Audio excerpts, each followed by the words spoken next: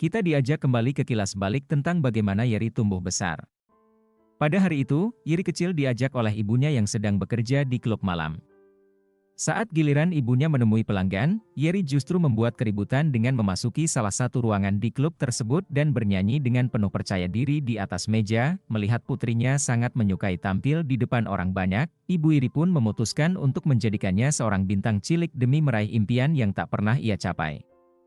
Namun, demi memastikan Yeri tidak terlihat gemuk saat audisi, ibunya melarangnya makan selama beberapa hari. Sayangnya, ketika audisi berlangsung, Ibu Yeri menyadari bahwa putrinya tidak berbakat. Karena itu, ia nekat melakukan hubungan terlarang dengan salah satu juri audisi agar Yeri bisa lulus. Ironisnya, Yeri menyaksikan kejadian tersebut secara langsung. Yeri pun mengonfrontasi ibunya, dan sejak saat itu, ia tidak lagi menjadi bintang cilik. Ketika beranjak dewasa, Yeri menutupi kekurangannya dengan menampilkan kehidupan yang tampak sempurna di media sosial. Selain itu, ia juga rajin mengumpulkan aib orang lain, mungkin dengan harapan suatu hari nanti dapat menggunakannya untuk memeras mereka. Terungkap pula bahwa Yerilah yang memposting foto ketika Sulgi memberikan seragam bekas kepada Yewa. 모르는 법이니까. Pada suatu pagi, saat ayah Jay sedang jogging, Yeri menghampirinya dan mulai melancarkan aksinya untuk memeras pria itu. Dengan nada licik, Yeri menyinggung bahwa pria itu pasti sedang mencari putri pertamanya. Ia juga menyebutkan bahwa meskipun semua orang mengira kakak Jay hanya bersembunyi untuk mempersiapkan ujian ulang, ia merasa kenyataannya tidak seperti itu. Yeri menduga bahwa sesuatu telah terjadi pada kakak Jay, yang membuat ayahnya tidak bisa melaporkan hal tersebut ke polisi. Dengan nada penuh percaya diri, ia menyiratkan bahwa dirinya sulit untuk tetap diam, kecuali ada sesuatu yang bisa membuatnya bungkam, seperti berlian atau emas. Namun, ayah Ji tidak tinggal diam menghadapi ancaman Yeri. Ia menanggapi dengan tenang bahwa dirinya memang sedang mempertimbangkan untuk membiayai Yeri, tetapi semuanya bergantung pada apa yang bisa gadis itu berikan sebagai imbalannya. Sementara itu, di sekolah, ujian tengah semester sedang berlangsung. Para siswa mulai mengerjakan soal, tetapi Sulgi terkejut karena semua pertanyaan dalam ujian itu ternyata sama persis dengan soal-soal dari tempat bimbingan belajar Jay. Setelah ujian selesai, pengumuman peringkat nilai pun dipajang. Ternyata, Jay dan Sulgi menduduki peringkat pertama di seluruh SMA di Jewa.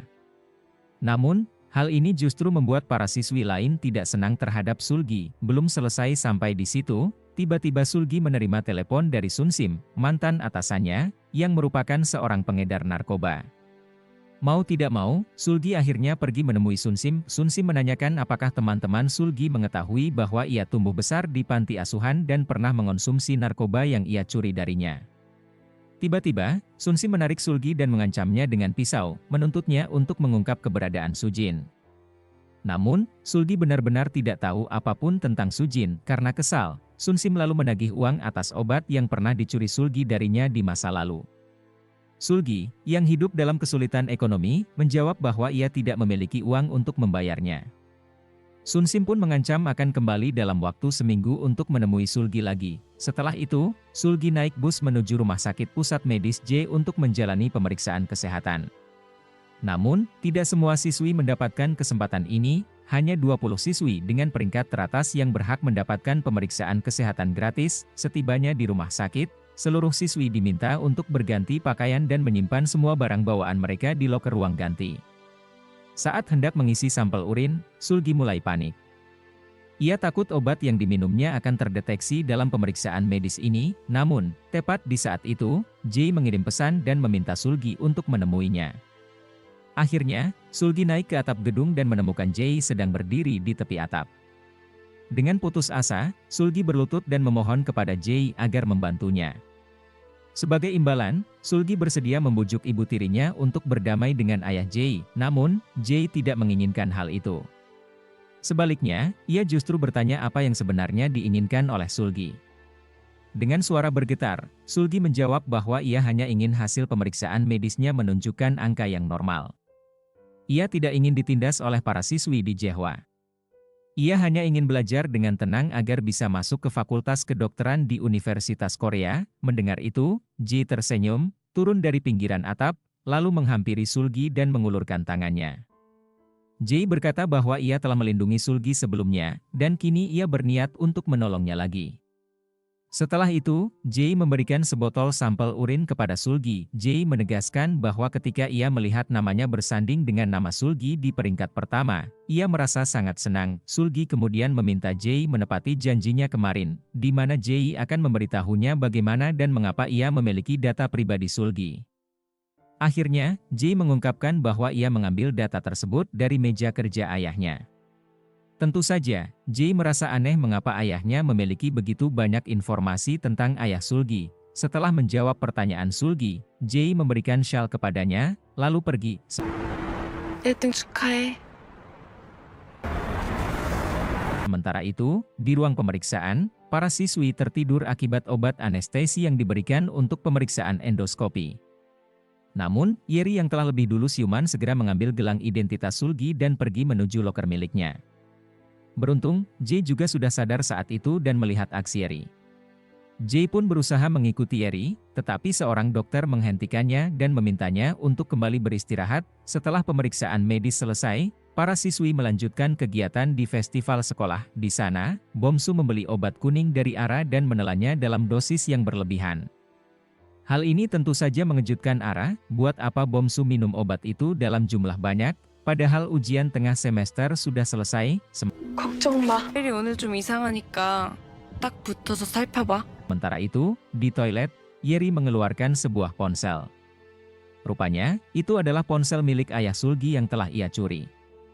Sayangnya, ponsel itu kehabisan baterai. Di saat bersamaan, Bomsu masuk ke toilet untuk mencuci muka. Yeri kemudian meminta Bomsu mencarikannya charger agar ia bisa mengisi daya ponsel tersebut. Tanpa mereka sadari, percakapan mereka terdengar oleh Ara, yang ternyata berada di dalam salah satu bilik toilet. Ara pun langsung melaporkan hal ini kepada Jae. Di sisi lain, Yeri terus mencari charger yang cocok untuk ponsel curiannya. Setelah menemukannya, ia meninggalkan ponsel tersebut dalam keadaan mengisi daya. Sementara itu, Jae dan Sulgi justru sedang bersenang-senang dan bermain di arena mandi bola.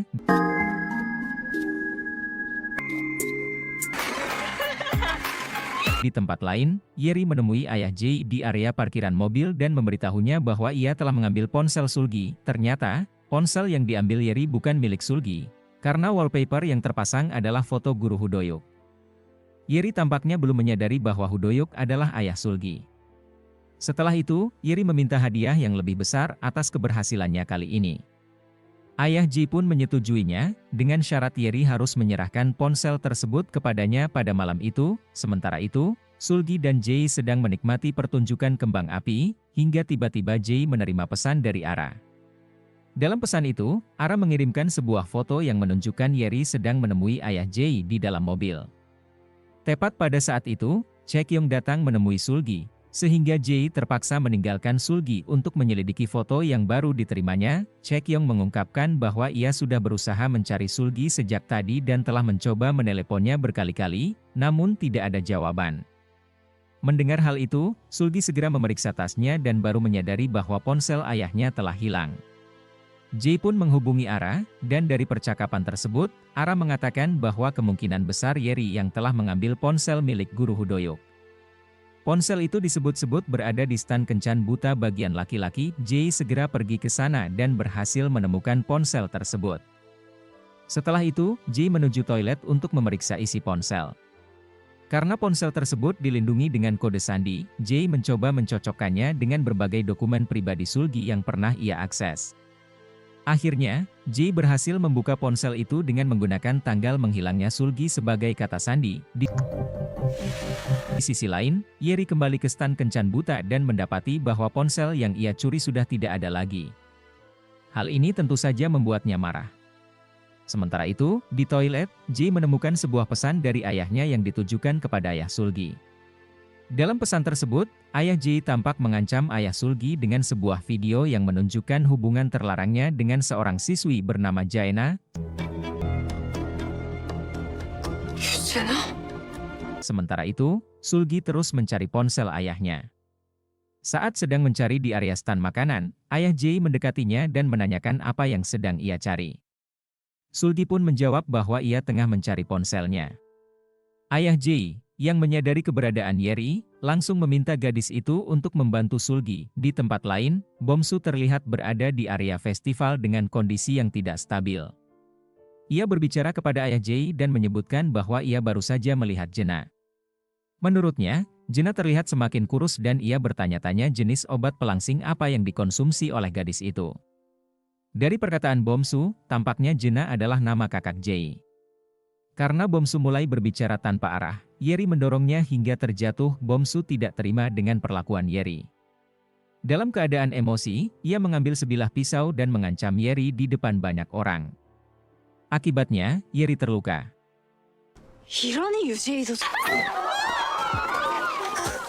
Sementara itu, di lokasi lain, Jae berada di ruangan tempat ayah Sulgi dan Jena pernah melakukan hubungan.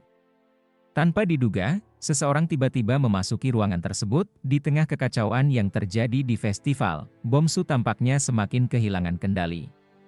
Ia tidak berhenti hanya dengan melukai Yeri, melainkan langsung mengarahkan pisaunya ke arah Sulgi dan menusuk lengannya.